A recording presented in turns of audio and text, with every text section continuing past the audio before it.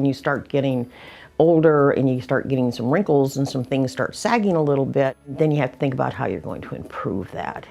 And when you improve it, then you feel better about yourself, you've got more confidence. I still liked me, I just didn't particularly love the way that I looked.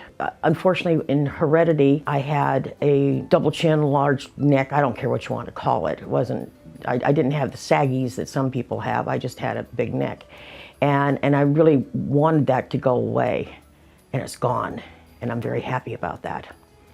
I'm very happy about it. So I'm the extreme case, I think. Did a fabulous job. It's done for yourself. It's to raise your spirit.